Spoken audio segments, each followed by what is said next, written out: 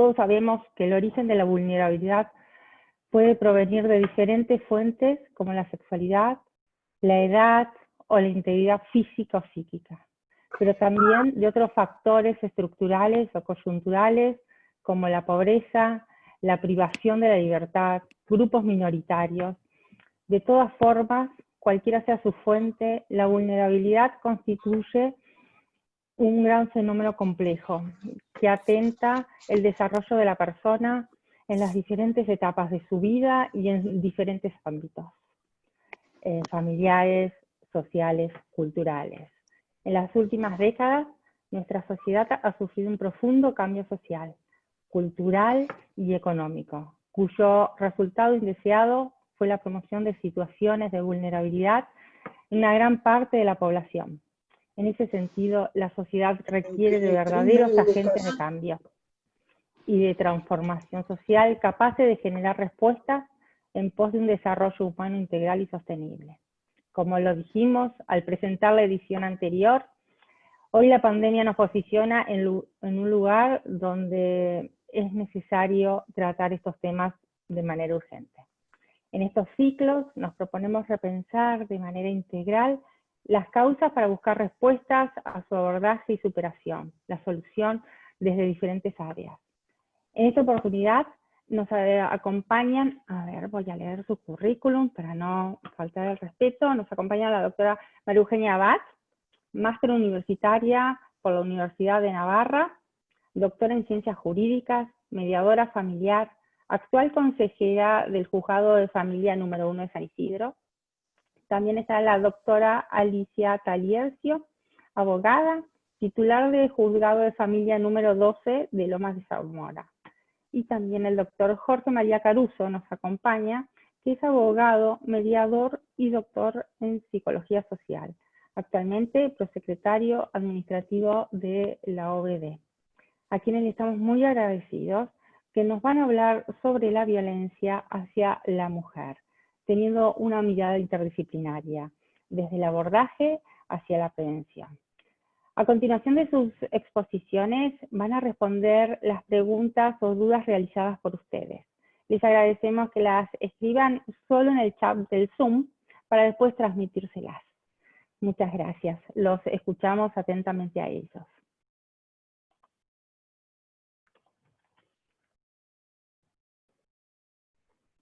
Adelante.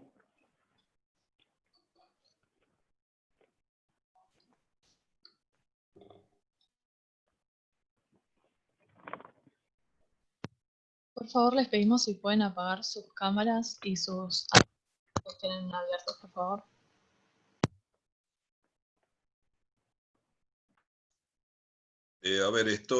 Buenas tardes a todos. Primero estoy tratando de compartir pantalla, voy a probar nuevamente porque me aparecía la pantalla de otra persona.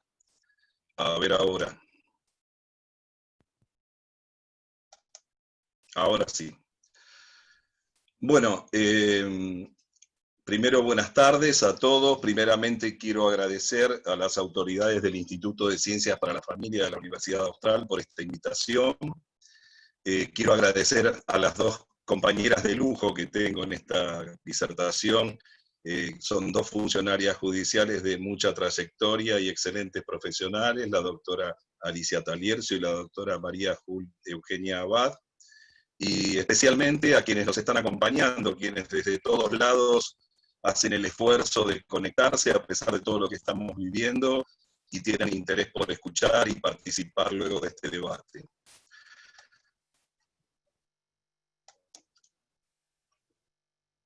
Con respecto a la violencia hacia la mujer, tenemos que entender que no tiene tiempo ni espacio. Es un fenómeno global e histórico. Abarca todo el planeta y todos los tiempos de la historia.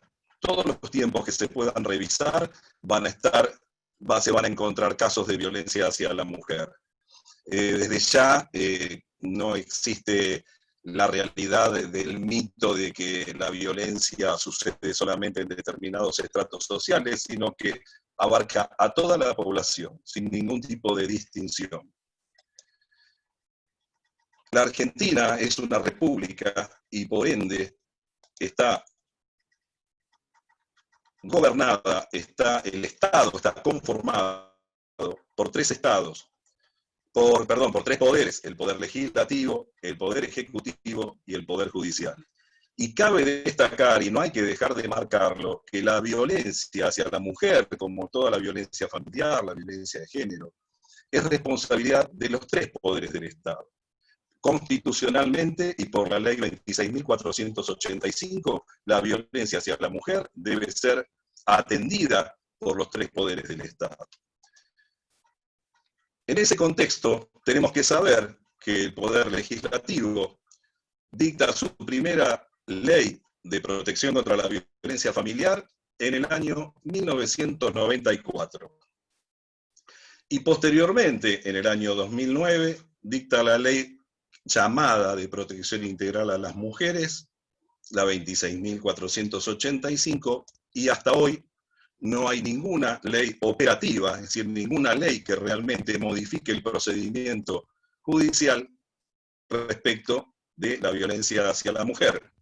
Con respecto al Poder Ejecutivo, tanto en lo nacional, los poderes ejecutivos provinciales, incluso los municipios y la Ciudad Autónoma de Buenos Aires, todos tienen sus propias instituciones, sus organismos, cantidad de direcciones, secretarías y comisiones dedicadas a la violencia hacia la mujer.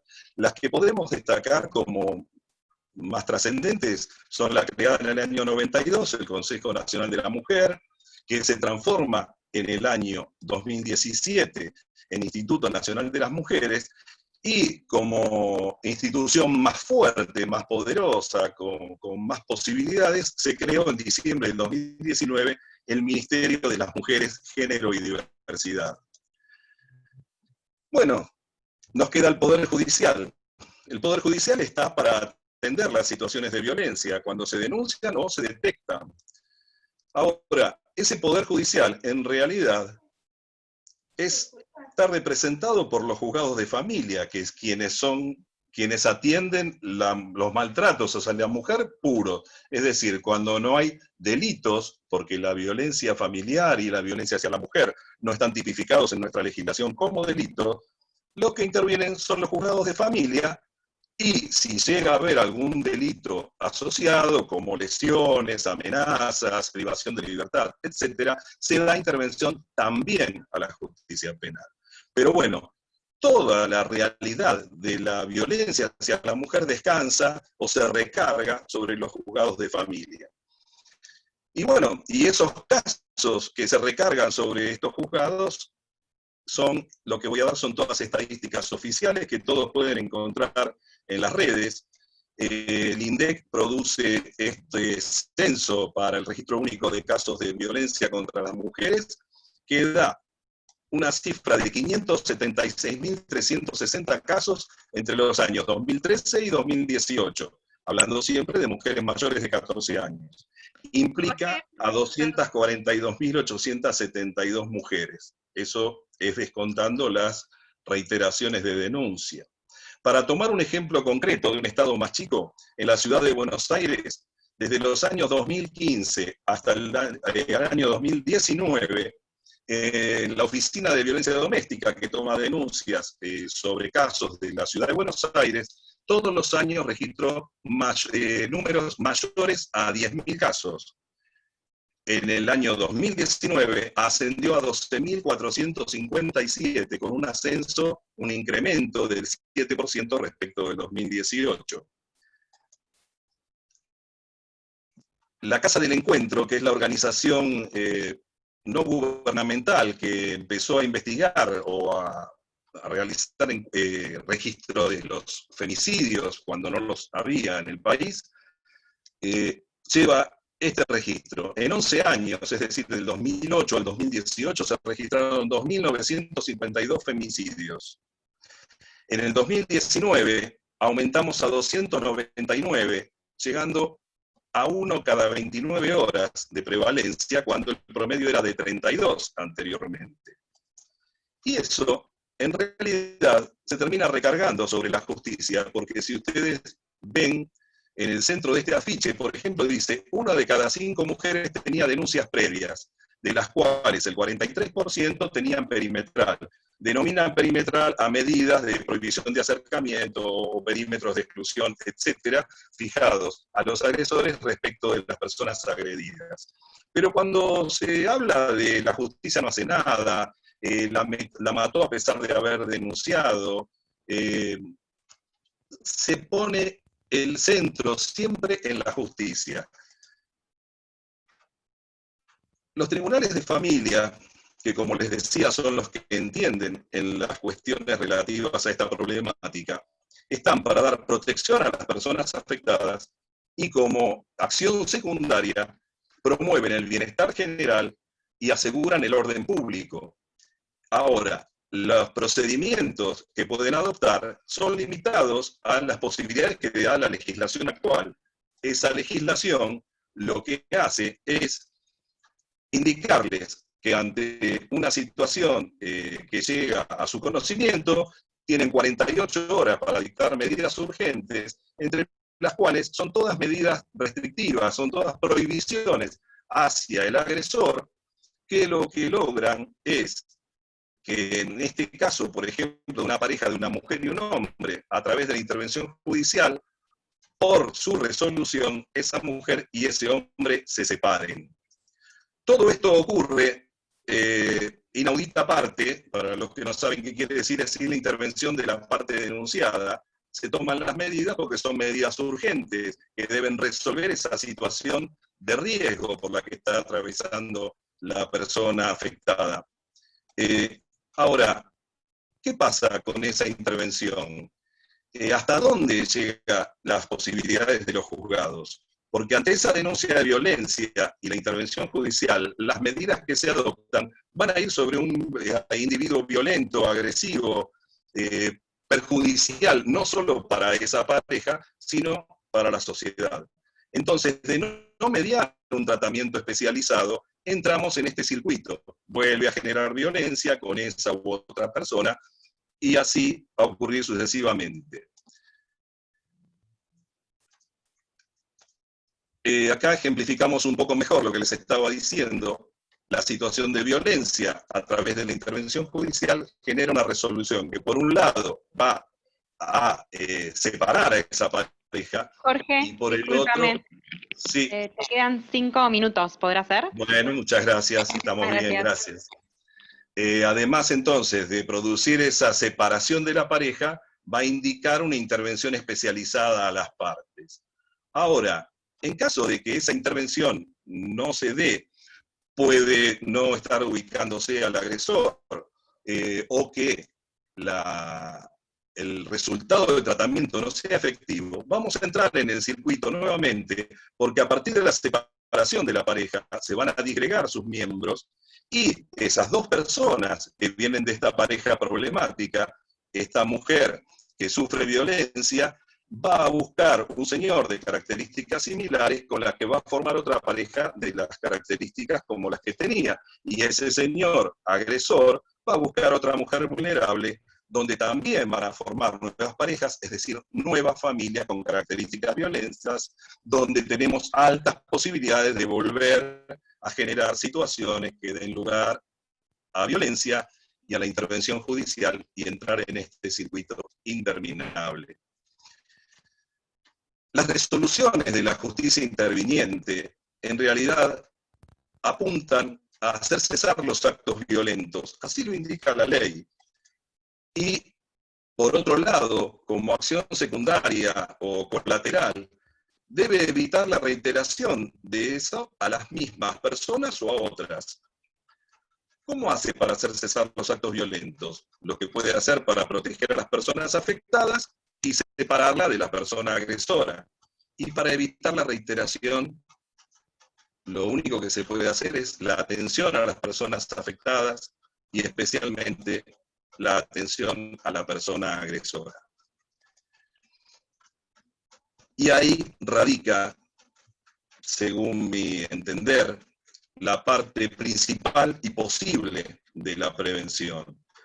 La prevención podemos dividirla en 3 niveles. Un primer nivel que es la promoción de relaciones saludables, es decir, difundir cómo deben ser las relaciones saludables, en vez de hablar tanto de violencia como se hace habitualmente. Un segundo nivel sería la detección precoz de nuevos casos. Cuanto antes se detecten y se intervenga sobre ellos rápidamente, más posibilidades tenemos de que se puedan solucionar. Y por último, y quiero destacar que para mí es fundamental, es lo que propongo, ¿no? La existencia de programas de tratamiento para agresores. Entiendo que en cada localidad, en cada comuna de la ciudad de Buenos Aires, en cada municipio del interior del país, tiene que haber un dispositivo de atención con un programa de tratamiento para personas agresoras. A partir de ahí se va a poder empezar a reformar esta realidad. Yo quiero terminar esta exposición con la frase de un psicólogo argentino nuestro, contemporáneo, que en 2016 escribió esto. Él se especializa en agresores intrafamiliares. Los programas de tratamiento para hombres permiten interrumpir la utilización de la violencia. Al no utilizar estos servicios, se les está enviando un mensaje en cuanto a que el ejercicio de la violencia no tiene consecuencia alguna. Muchísimas gracias. Dejo a mis compañeras el lugar. Muchísimas gracias, Jorge.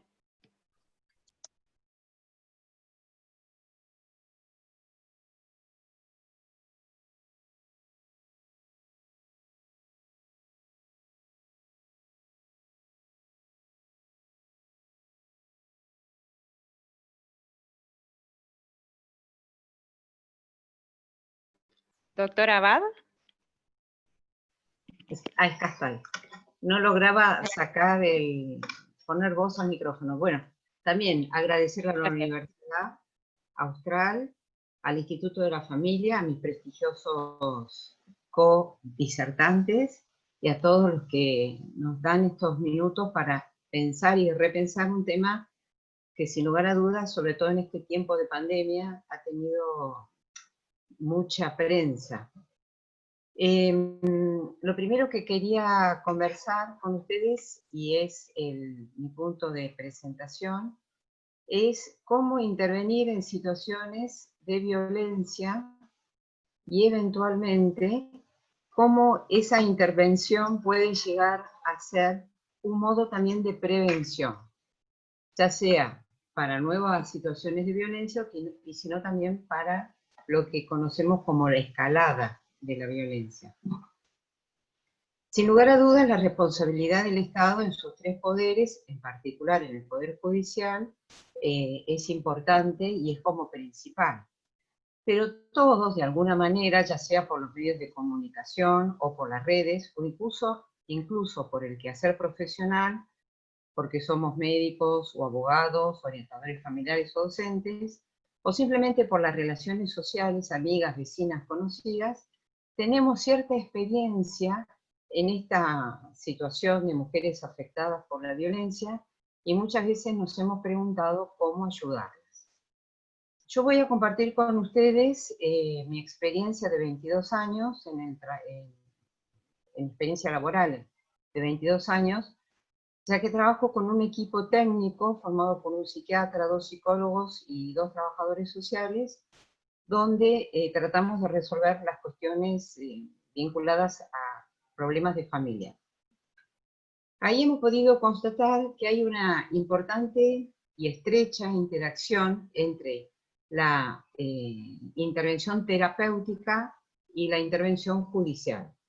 Muchas veces las personas denuncian después de un largo trayecto terapéutico y toman la decisión de hacer la denuncia.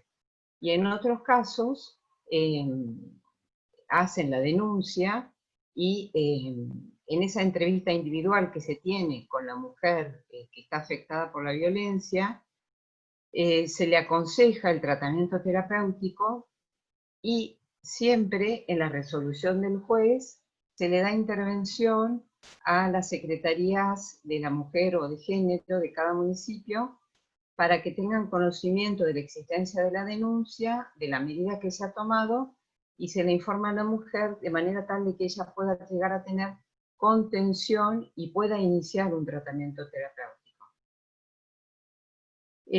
Así podemos decir que, bueno, que en principio el inicio de una causa por violencia familiar o violencia contra la mujer o violencia de género es a partir de una denuncia que realiza una mujer o un tercero, ya sea en una comisaría, en la fiscalía o a veces también en un juzgado. Esa es la que nosotros conocemos como causas de violencia. Ahora bien, por la especial organización del Poder Judicial en la provincia de Buenos Aires, existe una parte del proceso que se llama etapa previa, que está a cargo de los consejeros, esa es mi función, quienes trabajamos con un equipo técnico, que es el que le mencioné antes, con la idea de resolver conflictos, que pueden ser alimentos, régimen de comunicación, cuidado personal de los hijos o incluso división de bienes de la comunidad. La idea es que las partes resuelvan ese conflicto y logren la mejor solución. Es decir, se trata de lograr como un traje hecho a la medida para ese grupo familiar. Con ocasión de esa intervención tenemos entrevistas a solas o conjuntas con las partes, siempre de manera oral, y ahí también constatamos otras situaciones de violencia que a veces nos permiten prevenir o en todo caso ver la mejor manera de resolver situaciones que afectan a la mujer. Ahora bien, todo conflicto, y estoy hablando de situaciones litigiosas que llegan a un tribunal, todo conflicto tiene cierto grado de agresión. Y es importante distinguir situaciones con violencia de situaciones de violencia, específicas de violencia. Sabemos que la violencia se vincula al ejercicio del poder y el deseo de dominación, y este es un tema en particular interesante y que es importante conocer a fondo, en particular en situaciones de violencia entre mujeres, ya sea por parejas igualitarias o violencia entre hermanas, violencias entre madres e hijas, entre abuelas y nietas. Y volviendo al tema de la agresión, todos sabemos que es un componente de la personalidad. Está vinculado al instinto de supervivencia que tiene todo ser humano. Y acá es importante saber delimitar dónde es un aspecto funcional, natural, de la personalidad y dónde deja de serlo para transformarse en una situación de violencia y que exige nuestra intervención. Dentro de esta experiencia mía, puedo hablar y he elegido hablar de algunas variables que se tienen que tener en cuenta y que nos permiten, nos habilitan prevenir situaciones de violencia futura. La primera variable es lo que yo llamo la variable etaria. Es muy distinto un adolescente, una centennial, una millennial, que generalmente llega al juzgado por violencia en el noviazgo o por paternidad adolescente, donde la importancia la tienen sus pares, la aceptación del grupo, de su grupo de pertenencia. Y otra muy distinta es la situación que trae a lo mejor una persona que pertenezca a la generación de los baby boomers, con 40 o 50 años de matrimonio, donde hay roles muy marcados, tradicionales, y a veces se aceptan las situaciones disfuncionales de violencia como algo del destino y de alguna manera irreversible. Otra variable de la que les quiero conversar es el estadio del vínculo disfuncional. Con esto quiero explicitar de que hay que distinguir un primer episodio donde la mujer detecta una situación de violencia y busca ayuda. Este tiene un muy buen pronóstico, de una situación de una mujer de 40 o 50 años de sometimiento. También obviamente es distinto cuando hay una situación de violencia física, de una situación de violencia psicológica o económica, entre otros tipos de violencia, ¿no? Y la tercera variable de la que les quería conversar es Los recursos con los que puede llegar a contar la mujer afectada por la violencia para poder salir. Obviamente, cuando hablo de recursos, es el primero el recurso de su propia personalidad. ¿Qué recursos también tiene educativos? Si tiene una vida donde es natural vivir con situaciones de violencia o no.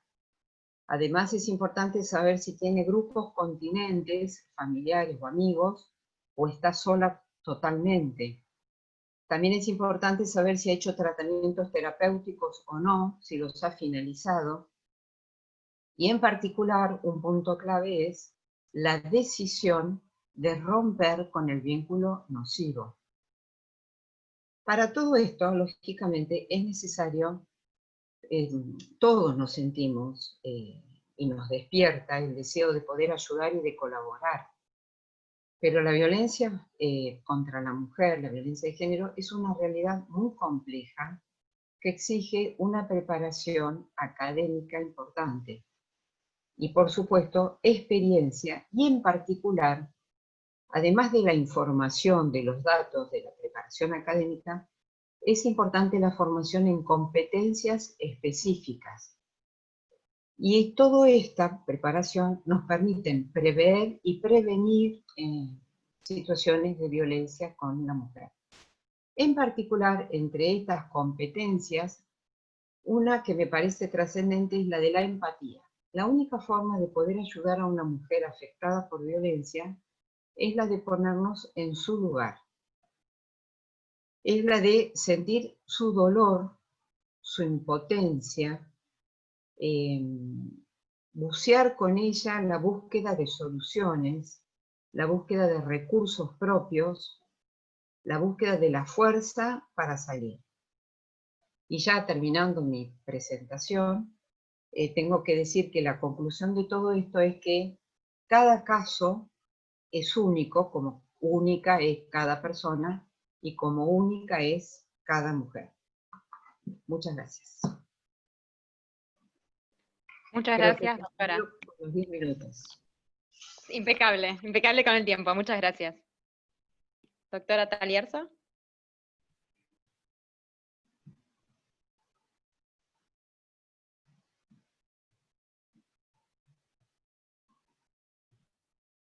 ¿Ahora me escuchan? Sí, perfecto, doctora. Impecable. Bueno, muchísimas gracias por la invitación. Para mí es un honor estar hoy aquí con colegas de la trascendencia, como el doctor Caruso y la doctora Abad. Me siento realmente honrada.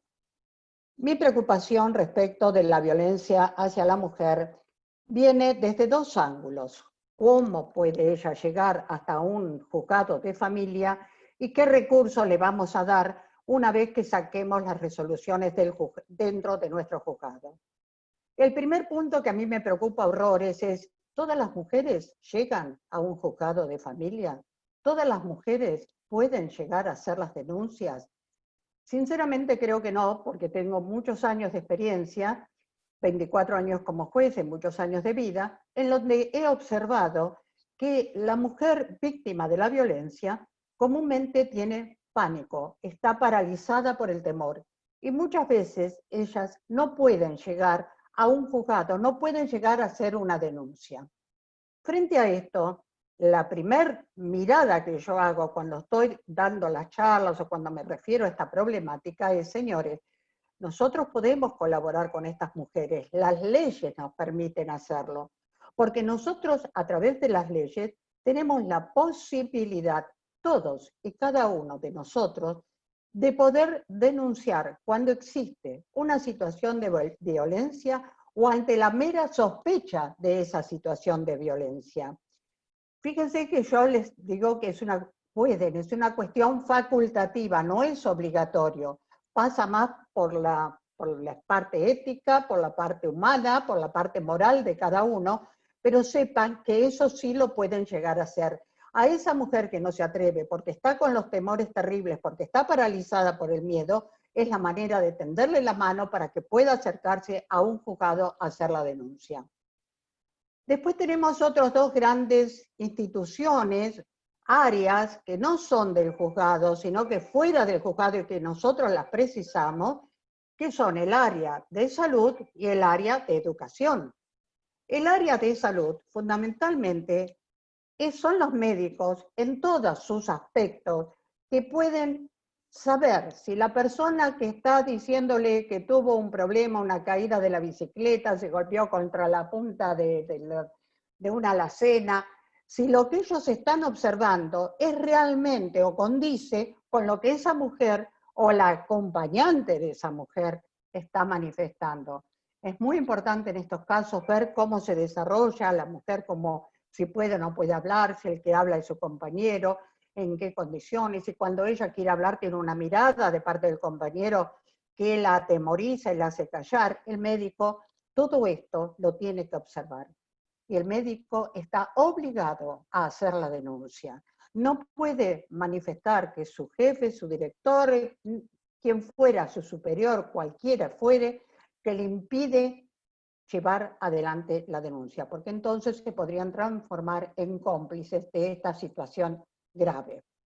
El otro gran sector, importantísimo sector, es el sector de la educación, porque dentro de cada curso, de cada grado, antes de la pandemia, yo creo que ahora también sigue ocurriendo otra vez de estas videocámaras, pero el niño que es testigo de violencia en su casa, que ve como su padre lastima a su madre, que él mismo muchas veces es víctima de la violencia, como no tiene un referente afectivo importante dentro de su núcleo familiar, lo más común es que acuda a su maestra, a su profesor, como referente y a quien les manifieste cuál es la problemática que está viviendo. Pues bien, señores, también ese maestro tiene que hacer la denuncia. Ayudarían un montón si se hicieran las denuncias, porque a través de esa denuncia nosotros, desde el Poder Judicial, podemos trabajar y evitar males mayores. Estos serían formas de evitar que se llegue al número de femicidios que últimamente realmente nos asustan muchísimo. La posibilidad está, y también el maestro no puede decir que su director no está de acuerdo, que su inspector no está de acuerdo, porque esto es una obligación por ley. Nosotros no podemos justificar el no hacer. Siempre hay que hacer, busquemos la forma, busquemos los medios, pero siempre hay que hacer. Después tenemos a las víctimas, si se pueden o no se pueden acercar, por supuesto. La mujer es la primer víctima que tenemos en todos estos sentidos, y también tenemos que considerar cuál es la edad de la mujer. Porque si hablamos de niñas y adolescentes, sabemos que ellos dependen de sus propios padres, de sus progenitores. Y va a ser muy difícil que esos progenitores se acerquen a dar una denuncia de violencia cuando son ellos, digamos, partícipes, cómplices de la situación que viven esos chicos. Para esto, qué importante es la actitud que pueda llegar a tener un colegio o un médico pediatra que se dé cuenta de esta situación. El otro sector de las mujeres sería un sector de la mujer joven, madura. Bueno, toda esta gama de mujeres, amplísima gama de mujeres, que va a tener que ver también mucho con cuál es su cultura, con cuáles son sus cuestiones económicas, cuál es el grupo donde se encuentra conviviendo. Hoy sabemos que existen las multigeneraciones, en cada hogar están viviendo 2, 3, 4 generaciones juntas, y todo esto trae roces, trae problemas, porque no se puede tener esa paridad de diálogo entre los mismos que producen los roces, cuestiones económicas, frustraciones y demás. Esta mujer es la que se tendría que acercar a hacer la denuncia, y muchas veces estamos peticionando nosotros que desde los distintos municipios que se está cumpliendo, al menos en nuestra zona, haya acompañantes que a veces solo no estar sola en el momento de la denuncia, a veces en el momento más crítico que se quiebran y lloran es la acompañante quien le da la palabra de aliento, independientemente de lo que podamos hacer cada uno de nosotros desde nuestra función especial. Y en tercer lugar tenemos la adulta mayor, la abuela, que es muy difícil que esa mujer llegue a hacer una denuncia por violencia familiar.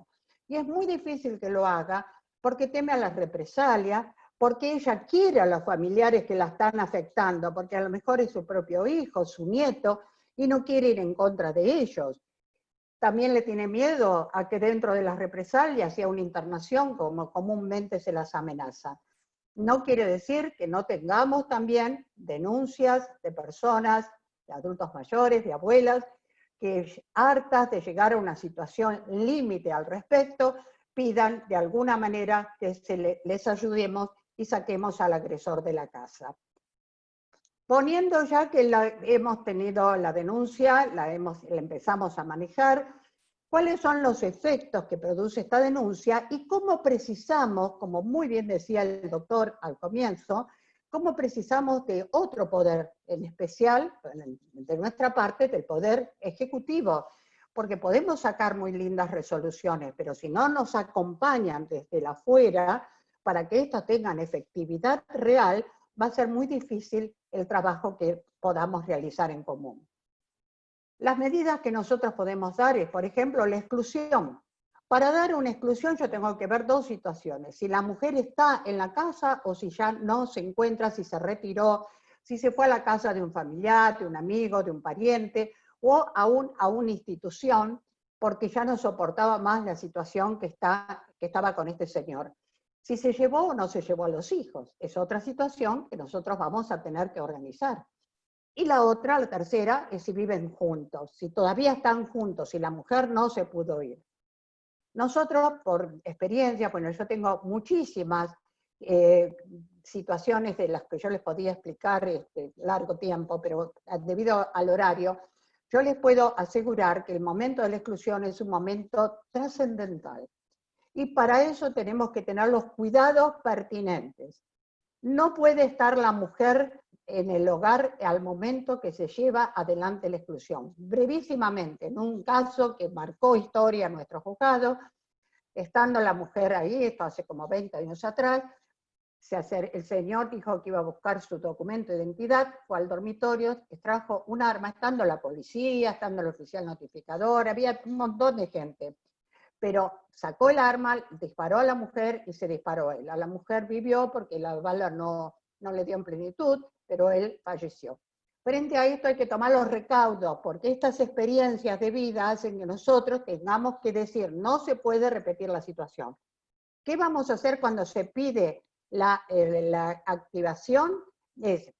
La vamos a sacar a la mujer, la vamos a poner en un instituto. Nosotros acá en la zona nuestra tenemos refugios municipales, excelentes refugios, donde puede ir la mujer y los chicos por el tiempo necesario hasta que se produzca efectivamente la exclusión del hogar del señor. Se hace la exclusión del hogar, luego que ya vamos a ponerle un perímetro, ese perímetro por supuesto que va a ser sobre la casa, va a ser sobre el trabajo, la escolaridad de los niños, y nosotros implementamos hace muchos años, y esto se ha generalizado, el que fuera también a 100 metros de la persona en el lugar en que ella se encuentre, para protegerla desde todos los ángulos posibles al respecto. Cuando este señor lo hemos retirado, recién ahí vamos a hacer la inclusión de la señora a el lugar, a lo que era su hogar, conjuntamente con los niños, con cambio de cerradura. Se le va a entregar, normalmente estamos haciendo la entrega de lo que es el botón antipánico, o una bajada que se hace en el celular, donde la mujer inmediatamente con solo tocar, con solo pulsar el centro de informática que está relacionado con la policía, va a poder actuar de inmediato, se va a acercar al lugar y va a proteger o va a intentar proteger a la mujer. Hace muy poco, yo les diría, ha sido en el mes antes de la pandemia, febrero, primeros días de marzo, empezamos a implementar lo que se llama la tobillera electrónica, que esto se hace trabajando comúnmente en conjunto con un juez penal. ¿Qué significa? Teníamos casos en los cuales, un caso en especial en el cual el señor era un señor terriblemente violento, y esta persona ya había sido reincidente a pesar de todas las medidas que se habían dado al respecto, Y frente a eso existía el peligro terrible de que igual pudiera llegarse a un femicidio. Mire, yo he comprobado que cuando un hombre quiere llegar a las últimas consecuencias, lo logra.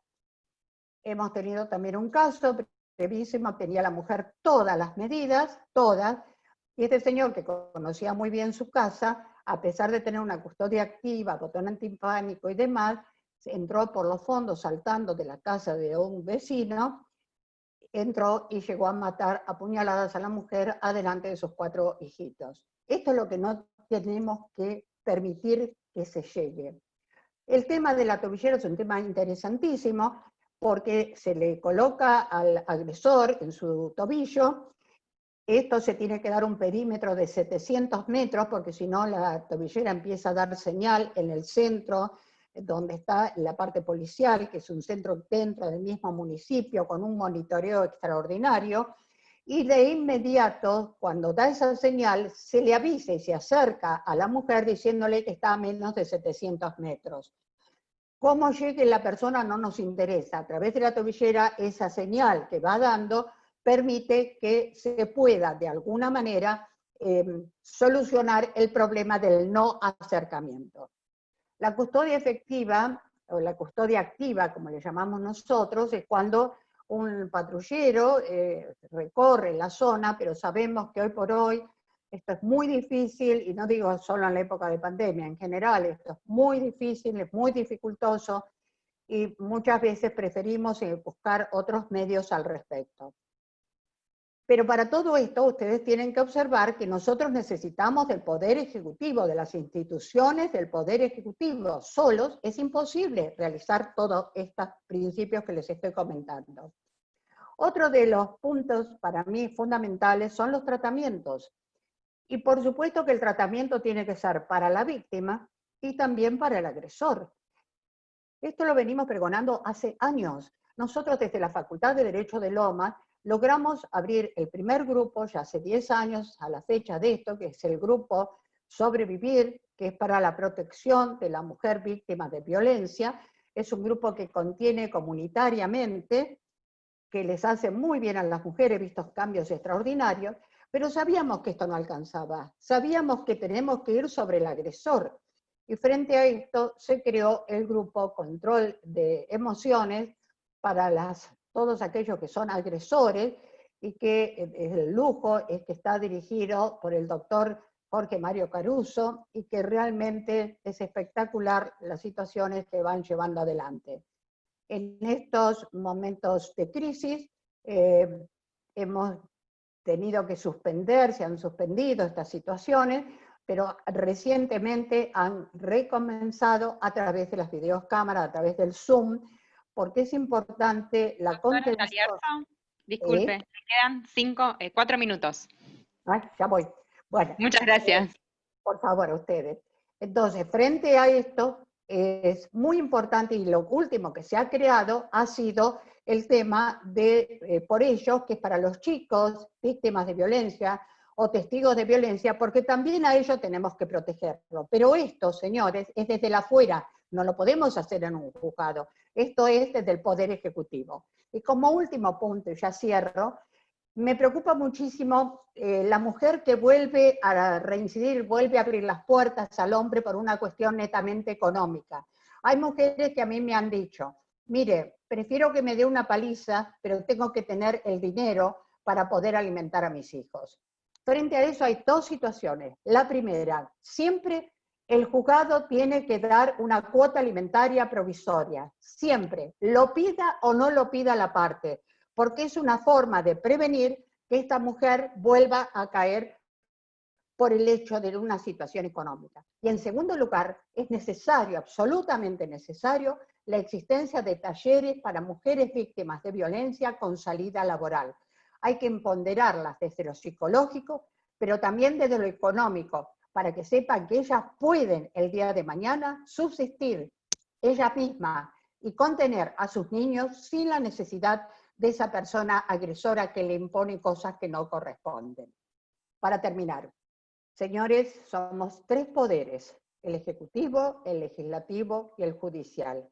cada uno de nosotros con vocación de servicio real y profunda, tenemos que poner nuestro granito de arena para que podamos de alguna vez por todas, históricamente, frenar la violencia hacia la mujer y frenar la violencia en general. Y fundamentalmente, para que no sea noticia cotidiana un nuevo femicidio. Muchísimas gracias. Muchísimas gracias, doctora. Un lujo, impecable. Muchísimas gracias.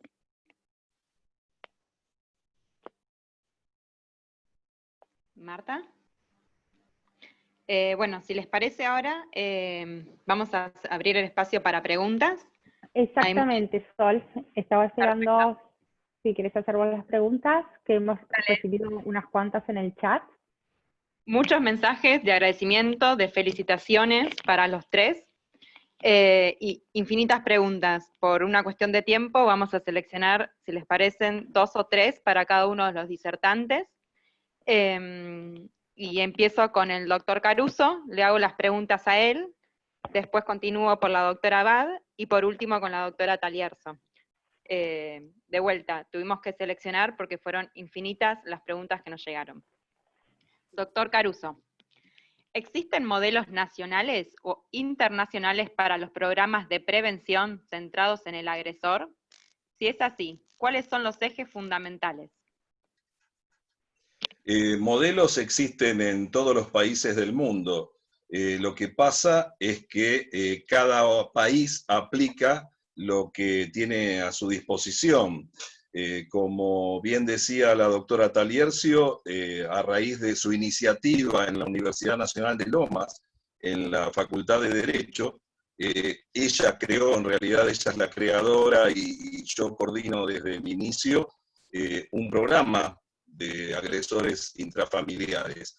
Pero bueno, desde la experiencia nuestra les podría decir que es al revés, hacemos con lo que tenemos, entonces lo hacemos con profesionales que trabajan ad honorem, con el espacio que nos puede brindar la universidad, que la verdad que es mucho y cómodo, pero no es lo que uno desearía para manejar grupos de esa naturaleza, de esa envergadura y de esa importancia, pero bueno, hacemos lo que podemos. Programas hay muchos en el mundo, hay programas exitosos, pero el tema es con qué recursos se cuenta. Por eso siempre nosotros hacemos centro y ponemos énfasis en que se debe volcar parte de los recursos, muchísimos recursos que el Estado invierte para la protección de los grupos vulnerables, pero entender que los agresores son una parte principal de esta problemática. Si no se puede resolver la problemática del agresor, va a ser imposible parar este ascenso que tenemos, esta situación en espiral que se da en los casos que cada vez seguimos teniendo más. Impecable, muy claro, muchas gracias. Siguiente pregunta. ¿Cuál piensa que es la principal dificultad por la cual no existen grupos para varones que ejercen violencia en las mismas medidas que existen dispositivos para mujeres víctimas de violencia? Ay, es una opinión muy personal. Yo creo que nosotros vivimos en un país conflictivo, desde que tenemos memoria siempre vivimos en efervescencia y siempre vivimos atendiendo las urgencias. En muchos casos las urgencias tienen que ver con lo importante y otras veces tienen que ver con lo momentáneo, lo de moda o lo conveniente. Bueno, por ahora pareciera que no estuvo de moda, no fue conveniente, por lo tanto no apareció como necesario la creación de estos dispositivos. La realidad es que los que trabajamos en el tema, todos sabemos que es indispensable hacerlo, pero también, ojo, tenemos una resistencia por parte de muchos de los efectores judiciales y de salud que no creen en esto. Entonces, si uno no cree en este tipo de dispositivos o en la efectividad que pueden tener estos dispositivos, va a ser muy difícil que apoyen, ayuden y recomienden. Pero para finalizar la respuesta, quiero decir que siempre tenemos que mirar hacia el Congreso. Los que nos tienen que dar las herramientas para poder trabajar están en las cámaras. Ellos son los que dictan las leyes. Si mañana sale una ley de que es obligatorio que haya dispositivos en X jurisdicciones o en todas, como yo pretendo, seguramente se van a tener que establecer y los recursos del Estado se van a tener que volcar en parte para poder cumplimentar. Perfecto, muchas gracias. Siguen cayendo preguntas. Pido disculpas porque tenemos que seleccionar. Igual hay muchas que son repetidas, así que puedo unificar. Bien. Tercer pregunta. ¿Qué medidas judiciales y qué procedimientos se adoptan para las relaciones homosexuales en cuestiones de violencia? Las relaciones homosexuales no generan ningún tipo de diferencia. Me gustaría que esto lo contestaran mis compañeras de panel, pero la realidad es que no hay ninguna discriminación, ni en la ley, ni en las personas que trabajan en la justicia. Me consta, se les da el mismo tratamiento, cualquiera sea su condición sexual. La cuestión es ser persona agredida o ser persona agresora. Es lo único que nos puede separar en dos grupos. Perfecto. Y última pregunta. ¿Qué sucede cuando el mismo Poder Judicial violenta, revictimiza, ignora, etcétera, ya que la teoría por lo general tiende a estar un paso más adelante de lo que se vive en los juzgados? Yo creo que no es verdad, lo niego rotundamente, porque cuando se habla del Poder Judicial se está involucrando a todo. Yo lo voy a achicar para no hablar de el Poder Judicial, voy a hablar de la justicia de familia. Tanto en la provincia de Buenos Aires como en la ciudad de Buenos Aires, la justicia de familia trabaja fervientemente y pone todos los recursos que tiene a su disposición. No, a veces lo que pasa es que la velocidad de la ansiedad de algunas personas no condice con las posibilidades que se tiene desde adentro de los juzgados. Pero ojo, porque el juzgado es de familia, es decir, que atiende todas las causas vinculadas a las problemáticas de familia. No están dedicados solamente a la violencia familiar. Y obviamente algún error hay y a veces hay personas que terminan insatisfechas. Pero a veces también hay poca colaboración por parte de quien tiene que cumplir una medida o hacer cumplir una medida. A veces nos pasa que la misma persona que se benefició o que fue protegida con la medida termina invitando al agresor a su casa, violando todo el esfuerzo o echando por borda todo el esfuerzo que hizo el juzgado. Creo que esa es mi opinión clara. Clarísimo, muchas gracias, doctor. Ahora, no, si les por favor, gracias a ustedes. Por favor. Continuamos con la doctora, las preguntas para la doctora Abad. Primera pregunta. Muchas gracias. ¿Considera que el fracaso en la prevención se debe en parte a que las acciones se centran en la mujer y no en el agresor? Bueno, justo quería comentar algo que el doctor Caruso comentó, y es que nosotros, claro, a lo largo de los años, hemos podido seguir el derrotero, lo decía también la doctora Taliercio, que un varón excluido por una mujer, después hace una nueva relación, esta segunda mujer también lo excluye, y así a lo mejor 2 o 3 relaciones hasta que viene la madre y pide la exclusión del hijo. Estamos hablando siempre de una persona mayor de edad. Es decir, que efectivamente la falta de atención al agresor genera situaciones que son recurrentes. También pasa al revés, víctimas, mujeres que padecen o son afectadas por violencia, si no son fortalecidas adecuadamente, también le vamos siguiendo el camino, porque en la provincia de Buenos Aires, si es dentro de nuestra jurisdicción, todas las denuncias de esas mismas partes vienen al mismo juzgado y le vamos siguiendo el camino. También es cierto que, y después también quería comentar, no sé si respondí esa pregunta, pero quería comentar que en todo lo que es relación igualitaria, ya sea matrimonios igualitarios o uniones convivenciales igualitarias, o violencia entre hermanas o de madres e hijas, la violencia es una cuestión de quién ejerce el poder, es decir, de dominación. Entonces lo que se estudia y se analiza en esos casos es quién ejerce el poder y quién lo padece, digamos. Y después, que también con algo que comentó el doctor, en la provincia, en la zona nuestra, hay un esfuerzo bastante unido para no revictimizar a la víctima, tanto de abuso de menores como de mujeres víctimas de violencia, donde las fiscalías de género, por ejemplo, o de protección de los niños, si ya hay una causa en familia, habilitan toda la intervención del equipo interdisciplinario y hacen de esa intervención prueba para la intervención penal, o al revés. Bueno, no sé si respondí, que sí, es importante la atención al agresor, por supuesto. Totalmente. Muchas gracias, doctora. Y esta pregunta es un poco... Perdón, ¿se escucha? Sí. Esta pregunta es un poco para los tres, pero bueno, está dirigida a la doctora Abad.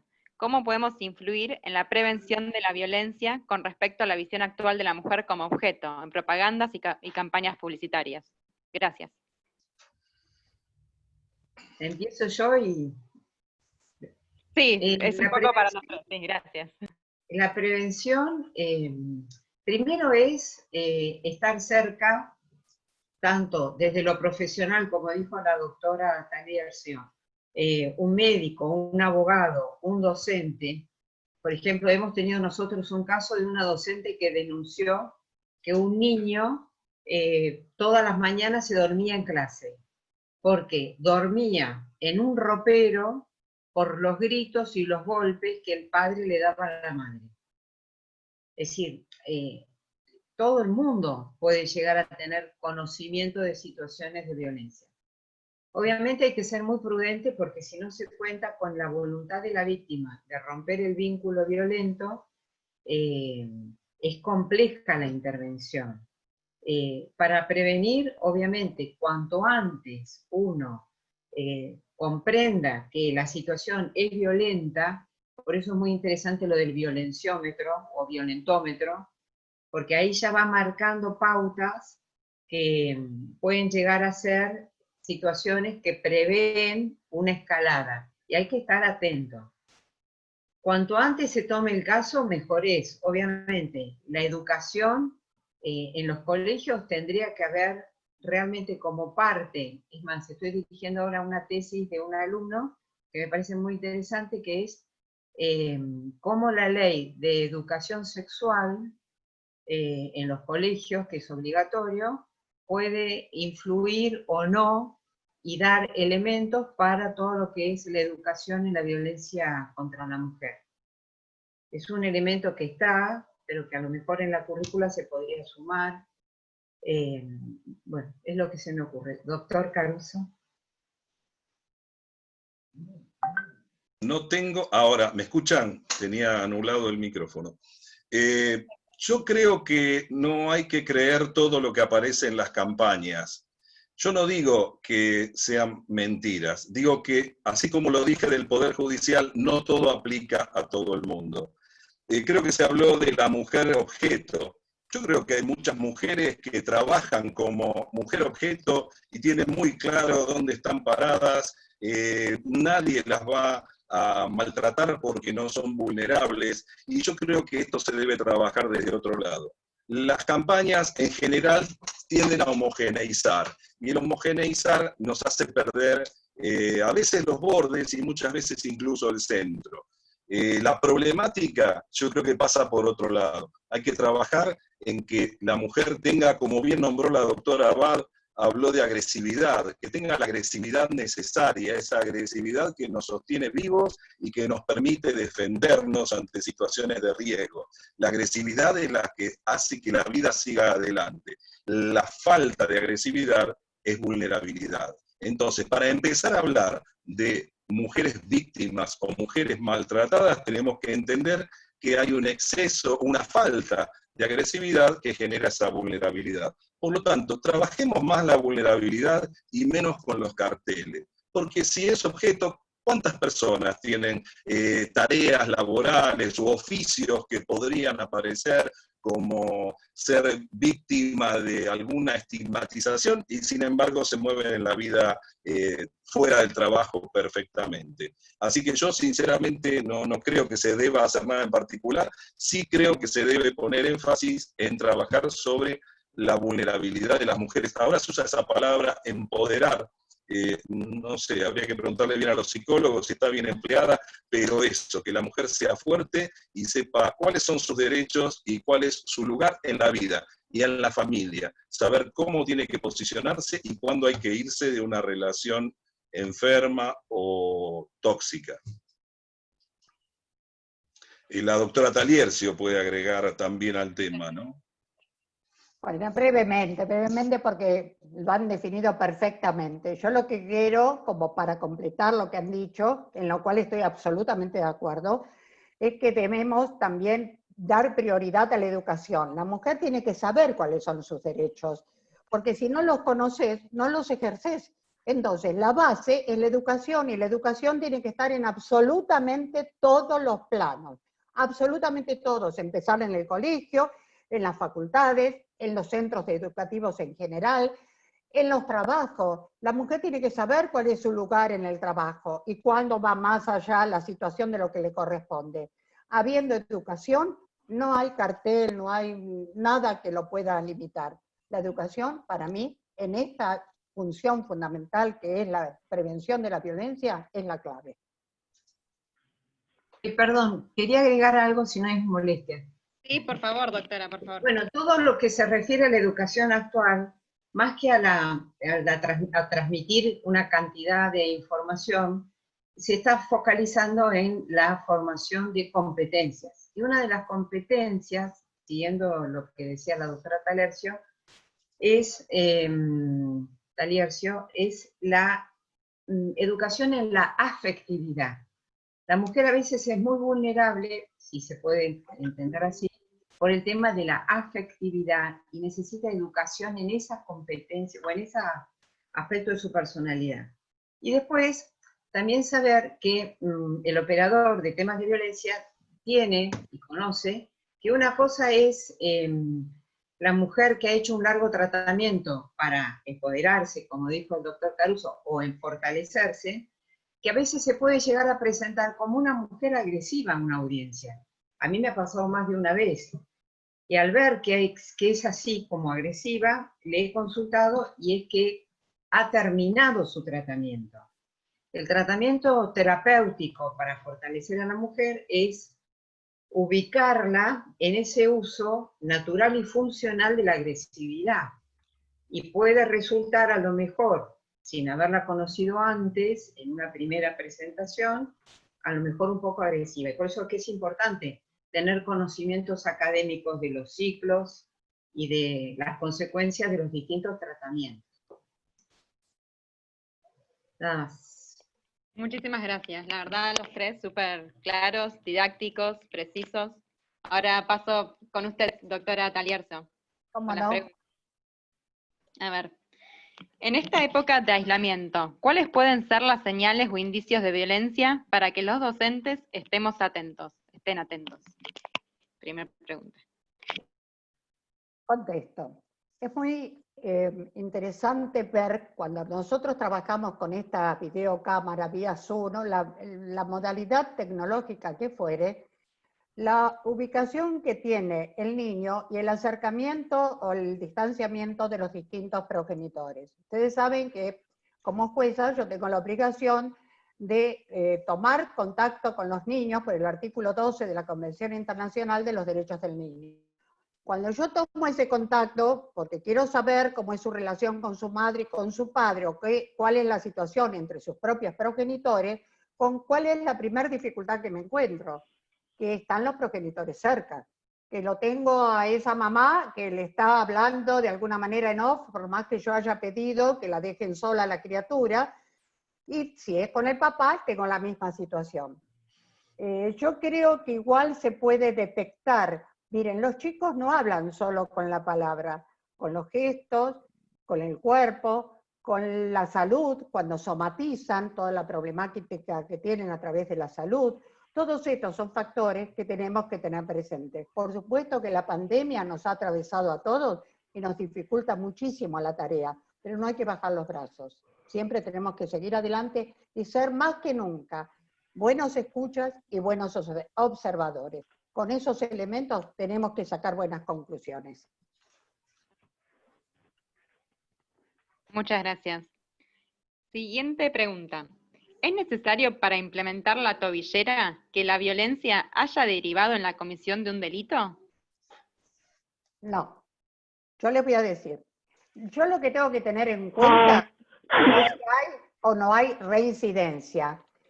La reincidencia siempre me hace ir al juzgado penal, porque yo tengo que comunicar que hubo una situación de desobediencia respecto de los principios que le habíamos establecido a este señor, y al desobedecer tiene que intervenir necesariamente la justicia penal. Pero el delito en sí no está tipificada la violencia, sino que lo que está fallando es el principio de obediencia, es otra situación. Para esos casos, cuando hay desobediencia, nosotros automáticamente ya podemos preventivamente, y para evitar un delito a posteriori, como puede ser un femicidio, vamos a la tobillera. No son muchos los casos, les digo que yo desde el periodo que se abrió esto, que la Corte lo ha aceptado recién en octubre, noviembre del año pasado, he puesto solamente en 2 casos tobilleras, cuando realmente he observado que las personas podían ser riesgosas para ellos mismos y para la mujer y los chicos. Perfecto. Siguiente pregunta. En realidad buscan una opinión de usted. ¿Qué ideas pueden brindar desde su experiencia de cómo sacar a la mujer de la casa cuando no se cuenta con algún refugio o ninguna otra figura de esas características? Es fundamental sacar a la mujer de la casa. Yo quiero que esto tenemos que mentalizarlo, internalizarlo, porque si no la sacás de ese círculo vicioso, de ese espiral ascendente que vemos permanentemente y que explicamos permanentemente también en la facultad, esa mujer va a terminar lamentablemente mal. Entonces, buscar entre los parientes. Si nosotros sabemos que hay parientes, investigar entre el grupo de parientes, saber quién puede ser un referente para esta persona, aunque sea circunstancialmente, y mientras llevamos adelante la acción de exclusión.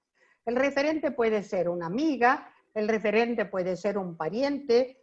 Lo que ocurre es que muchas veces nos encontramos que cuando citamos a esos referentes al juzgado, muchos me dicen, y le tenemos miedo al agresor, no nos queremos meter. No crean que es una tarea muy simple, pero siempre hay que agotar las circunstancias para poder sacar a la mujer previamente a llevar adelante la acción de exclusión. Porque si no, los resultados pueden ser, es como dice la vulgaridad, peor el remedio que la enfermedad. Entonces tenemos que ser muy prudentes al respecto, muy prudentes. Es súper claro los tres. Me quedaría haciendo preguntas. Súper interesante, pero lamentablemente estamos un poco excedidos de tiempo, así que me voy a limitar y doy por cerrada el ciclo de preguntas. Así que, Martita, te doy la palabra. Gracias, María Sol. Los escuchaba a los profesionales y pensaba que estaba muy alineado con todo lo que hacemos dentro del instituto, y porque cuán importante para ser agente de cambio y transformación social es la preparación académica previa, ¿no? Como decía, lo dijo textualmente la doctora Taliercio, y decía, esto va en sintonía con esos 2 ejes que el instituto viene desarrollando desde hace tiempo y planea seguir trabajando a través de los congresos que hacemos año a año, las investigaciones, las capacitaciones, docentes sobre vulnerabilidad y violencia. Es muy importante seguir desarrollando esto e invitamos a estos más de 528 participantes a que se acoplen a nosotros, ¿no? Que trabajemos codo a codo en pos de erradicar estos temas tan delicados y difíciles, estas realidades tan delicadas y difíciles. Muchísimas gracias a todos. Sol, cerrás vos. Bueno, muchas gracias, Martita. Sí, yo simplemente, repito mi agradecimiento tanto a la doctora Abad Talierzo como al doctor Caruso La verdad, excelentes profesionales los tres, excelentes disertantes, súper claros, didácticos, nada, y nos brindaron con una mirada interdisciplinaria y con muchísima claridad la situación actual sobre violencia hacia la mujer. Y también quiero recordarles que este es el segundo del quinto encuentro que hemos organizado para hablar sobre temas que nos hacen vulnerables como sociedad. Y también invitarlos al próximo miércoles 15 de julio a una nueva edición sobre nuevos paradigmas de derechos humanos. ¿Qué sucede en estos tiempos de pandemia con nuestros derechos que son inherentes a las personas? Estas y varias preguntas más las vamos a estar desarrollando en ese seminario. Los esperamos a todos y muchísimas gracias. Y quería invitar a todos los participantes a que por favor prendan sus cámaras y aplaudamos desde la distancia a estos tres excelentes expositores, porque la verdad fueron un lujo. Muchas gracias. Muchísimas gracias. Gracias por todo. Buenas tardes a todas las personas presentes. Buenas tardes a ustedes. Muchas gracias. No, por favor.